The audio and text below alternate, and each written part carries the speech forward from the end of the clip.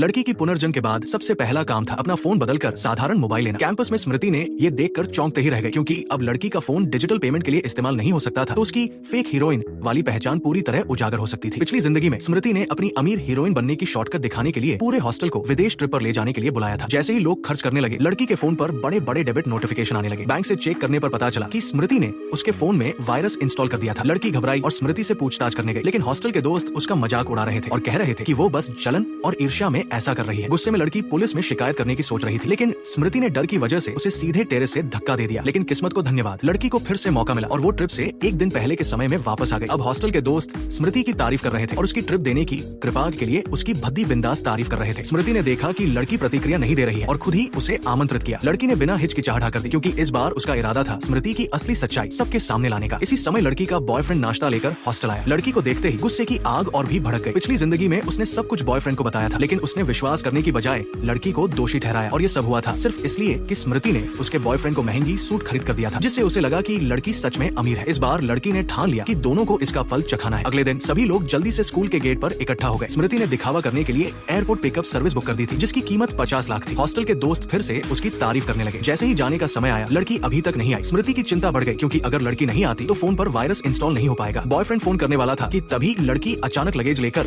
सामने आ गई। हॉस्टल के दोस्त तुरंत उसे डांटने लगे कि इतनी देर कर दी। बॉयफ्रेंड ने भी स्मृति को खुश करने के लिए लड़की से तुरंत माफी मांगने के लिए कहा, लेकिन लड़की ने लगेज उठाया और बिना रुके चली गई। जैसा कि उसने सोचा था, स्मृति ने उसे बुलाया और सबको दिखावा करने के लिए कहा कि अब लड़की को परेशान न करे। सब मजबूरन कार में बैठ गए। 3 घंटे बाद सभी अपने डेस्टिनेशन पर पहुंचे। ड्राइवर ने स्मृति को बताया कि पिकअप का बिल 50 लाख है। स्मृति ने फोन निकाला, लेकिन देखते ही उसकी आंखें खुली की खुली रह गई। अरे, फोन की बैटरी खत्म हो गई, क्या मैं आपका फोन ले सकती हूँ? लड़की ने हंसते हुए कहा। पिछली जिंदगी में स्मृति इसी बहाने उसके फोन में वायरस डाल चुकी थी। मेरा फोन तो फ्लाइट में रह गया, अब इस्तेमाल नहीं होगा। स्मृति ने चौंकते हुए पूछा कि क्या ये धोखा है? लड़की ने समझाया कि उसकी जैकेट में पॉकेट नहीं थी, इसलिए फोन बैग में रखा था, लेकिन फ्लाइट में भूल गई। एयरपोर्ट ने भी बैग पिकअप की सूचना दी और 1 घंटे में डिलीवर कर दिया। बॉयफ्रेंड ने फोन देने की पेशकश की और स्मृति ने उसके फोन से 50 लाख का ट्रांसफर कर दिया, लेकिन जैसे ही ट्रांसफर हुआ, फोन ने अलर्ट दिखाया 50 लाख भुगतान के बाद बैलेंस 3.72 रुपए। बॉयफ्रेंड चौंक गया, क्योंकि ये पैसे उसकी माँ के ऑपरेशन के लिए थे। लड़की तुरंत समझ गई कि ये हैकिंग का मामला है और उसने बॉयफ्रेंड को चेताया। बॉयफ्रेंड ने तुरंत स्मृति का हाथ पकड़ा और पूछा कि उसने फोन में क्या किया। हॉस्टल के दोस्त आए और समझाने लगे कि स्मृति अमीर हीरोइन है, इतनी छोटी राशि क्यों चुराएगी। स्मृति ने भी शांत कर दिया और कहा, थोड़ी देर में शॉपिंग कर लो, जो पसंद आए ले लो, इसे मैं रिपेयर मान लेती हूँ। सभी लोग मॉल पहुंचे। हॉस्टल के दोस्त ने तुरंत शॉपिंग शुरू कर दी। एयरपोर्ट से लड़की का बैग भी आ गया। स्मृति ने देखा और अब उसकी साजिश पूरी तरह फेल हो गई। मॉल मैनेजर ने बताया कि हर व्यक्ति का लिमिट चेक करना पड़ेगा। स्मृति ने देखा